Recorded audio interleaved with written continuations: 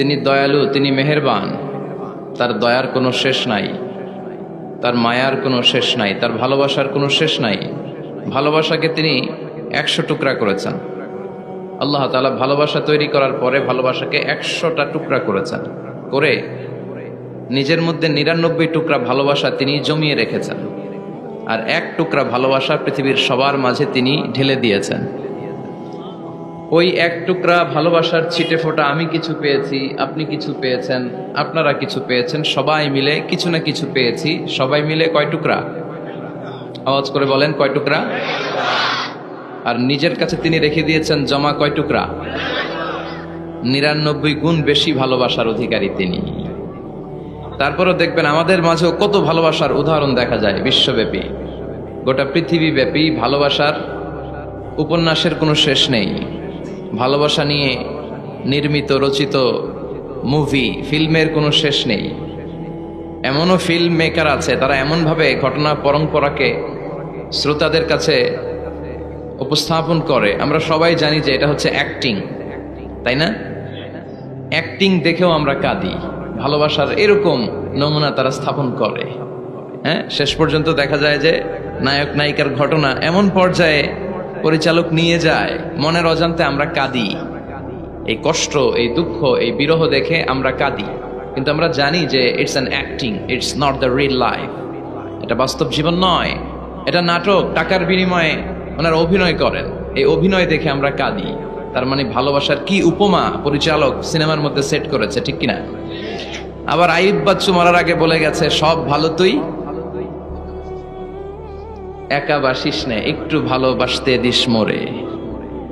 তো গোটা বিশ্বব্যাপী ভালোবাসাবাসী। আবার 14 ফেব্রুয়ারি একটা আছে, বিশ্ব ভালোবাসা দিবস আছে, আপনারা পালন করেন? এগুলো করা যাবে? আমাদের জন্য আল্লাহ অনেক দামি দামি সময় রেখেছে। কদরের রাত, লাইলাতুল কদর খায়রুম মিন আলফি শাহর, 1000 মাসের চেয়েও সেরা।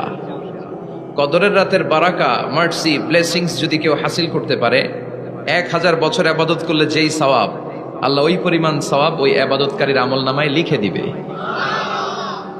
কিন্তু বিষ্ণু বলেছেন, ফালতামিসু ফিল আশরিল আওয়াখিরি মিনাল ভিতর, রমাদানের শেষ দশকের বেজর রাত্রিতে কদর তালাশ করো। 21, 23, 25, 27, 29 এই 3টা রাতেই আপনাকে সমান তালে ইবাদত করতে হবে। যে কোনো রাতেই কদর হয়ে যেতে পারে, কিন্তু আমরা বাংলাদেশে পালন করি কোন রাত? কথা বলেন। তো আপনি ইবাদত করলেন 27-এর রাতে, ওই বছর কদর হয়ে গেল 29-এর রাতে, যাবেন কই? মান হরিমা ফাকাদ হরিমা, মান হরিমা খায়রাহা ফাকাদ হরিমা। বিষ্ণু বললেন, যে কদরের রাত থেকে বঞ্চিত হলো, এর বরকত থেকে তার চেয়ে কপাল পোড়া মানুষ পৃথিবীতে নাই। এ রাত্রিতে মা আয়েশাকে বিশ্বনবী একটা স্পেশাল দোয়া শিখিয়ে দিয়েছেন, আর বলেছেন, আয়েশা, কদরের রাতে তুমি এই দোয়াটি পড়বে, আল্লাহুম্মা ইন্নাকা আফুন তুহিব্বুল আফওয়া ফাআফু আন্নী। মানে, হে আল্লাহ, আপনি ক্ষমাশীল, আপনি ক্ষমা করাকে পছন্দ করেন, আল্লাহ আপনি আমাদেরকে ক্ষমা করে দেন। তিনি ক্ষমা করাকে পছন্দ করেন, তিনি মাফ করাকে পছন্দ করেন, তিনি তওবা কবুল করাকে পছন্দ করেন। 24/7 তার দরজাটা খোলা। রাত যত গভীর হয় দোকানপাট বন্ধ হয়, শপিং মলের শাটার বন্ধ হয়, শাটডাউন হয়, সব ক্লোজ হয়ে যায়। আর রাত্রি যত গভীর হয় আল্লাহর রহমতের দরজা তত খুলতে থাকে। এজন্য আপনি যতই পাপ করেন না কেন, যতই অন্যায় করেন না কেন, আল্লাহ বলেন, লা তাইআসু মির রাহিল্লাহ, নেভার গিভ আপ।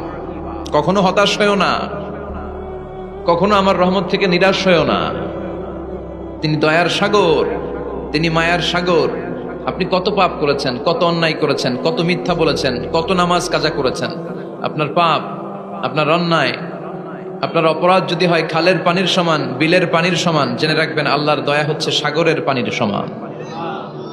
আমাদের পাপ, আমাদের অন্যায় যদি হয় পাহাড়ের সমান, আল্লাহর দয়া হচ্ছে আকাশের সমান।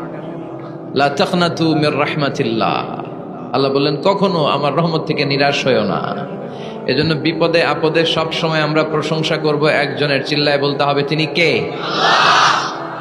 এজন্য এগুলো হচ্ছে সব আল্লাহ তাআলার দান। বিশ্বনবীর মসজিদে নববীতে জামাতের ভেতরে শুধু পুরুষ সাহাবারা থাকতো না, পুরুষ থাকতো, নারী থাকতো, হিজরা থাকতো, বাচ্চারাও থাকতো। আমরা অনেকে বাচ্চাদেরকে মসজিদে ঢুকাতে চাই না, আছে না নাই? অনেক মুরব্বী চাচারা বাচ্চাদেরকে দেখলেই খুব রেগে যায়, আছে না নাই?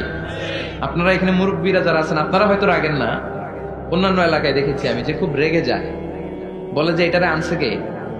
তুরস্কের বিভিন্ন মসজিদের ওয়ালে ওয়ালে লাগানো যে জামাত চলাকালীন অবস্থায় যদি পেছনে বাচ্চাদের চিল্লা চিল্লি কিচির মিচির আওয়াজ শুনতে পাওয়া না যায়, তাহলে পরবর্তী প্রজন্ম নিয়ে আপনারা ভয়ের ভেতরে থাকেন। তার মানে নেক্সট জেনারেশন তো মুসল্লি হচ্ছে না। আমরা নামাজ পড়বো, বাচ্চারা পিছনে চিল্লাফাল্লা করবে, ঠিক না? এরকম পরিবেশ আমরা মসজিদে চাই কি চাই না? বাচ্চাদের কাজই তো চিল্লাফাল্লা করা, লাফালাফি করা, নাচবে, গাবে, লাফাবে, একজন আরেকজনের কামড় দিবে, গ্লাস ভাঙবে, কাপড় ছিঁড়বে। এটা কি বাচ্চারা করবে না মুরব্বীরা করবে? মুরব্বী লাফালাফি করলে মানাবে? কথা বলেন তো। বাচ্চাদের কাজ বাচ্চাদেরকে করতে দেন, আর সাথে করে মসজিদে নিয়ে যাবেন। বাবারা মসজিদে নিয়ে যাবেন, ওকে বুঝাবেন যে এটা আমাদের এবাদত গাহ, এখানে বসে আমরা আমাদের স্রষ্টাকে ডাকি, এখানে দুষ্টুমি করা যাবে না। তো বিশ্বনবীর মসজিদে নববীতে জামাতের প্রথম কাতারে দাঁড়াতো, প্রথম দিকের কাতারগুলোতে দাঁড়াতো পুরুষেরা, তারপর একটা সার্টিন গ্যাপ রেখে দাঁড়াতো নারীরা, তারপরে দাঁড়াতো হিজড়ারা, তারপরে দাঁড়াতো ছোট ছোট বাচ্চারা। তো বিশ্বনবী সবাইকে নিয়ে দাঁড়িয়ে নামাজ শুরু করেছেন, আল্লাহু আকবার। রুকুতে গিয়েছেন, রুকু থেকে উঠে পড়েছেন সামি আল্লাহু লিমান হামিদা। পেছন থেকে সাহাবারা ফিসফিস আওয়াজে পড়েছে রব্বানা ওয়ালাকাল হামদ। একজন সাহাবা অতিরিক্ত আরো 4টা তাসবিহ বাড়িয়ে পড়েছে, হামদান কাসীরান তাইয়িবান মুবারাকান ফি। সালাত শেষে বিশ্বনবী এই সাহাবাকে বললেন, সাহাবীদের দিকে লক্ষ্য করে বললেন যে তোমরা সবাই পড়েছো রব্বানা ওয়ালাকাল হামদ, কে যেন বাড়িয়ে পড়েছো হামদান কাসীরান তাইয়িবান মুবারাকান ফি। এই 4টা তাসবিহ কে পড়েছো? এটা তো আমি শিখাই নাই, তুমি পেলে কই? কেউ দাঁড়ায় না, ভয়ে। বিশ্বনবী অভয় দিলেন, ভয় পেও না, দাঁড়াও। একজন দাঁড়িয়ে বলল, ইয়া রাসূলুল্লাহ, আমি আল্লাহর তাসবিহ কম কম পড়লে আমার পোষায় না, আমার পড়তে মনে চায় বেশি বেশি, এজন্য আমি নিজ থেকেই 4টা তাসবিহ বানিয়ে পড়েছি। বিষ্ণু বললেন, ভয় পেও না, তোমরা তো দেখোনি, আমি সালাতরত অবস্থায় দেখেছি বিদউ ওয়া সালাসুনা মালাইকা, তোমার এই 4টা তাসবিহর যে সওয়াব হয়েছে, এই সওয়াবটা 30 জনেরও বেশি ফেরেশতা কে কার আগে আল্লাহর আরশে পৌঁছে দিবে এ নিয়ে আকাশে প্রতিযোগিতা করছিল। এজন্য আল্লাহর প্রশংসা কি কম কম না বেশি বেশি? সব সময় আল্লাহর প্রশংসা করতে রাজি আছেন? সব জায়গায় প্রশংসা করতে রাজি আছেন? আসুন সে আল্লাহর জন্য আমরা আওয়াজ করে পড়ি আলহামদুলিল্লাহ।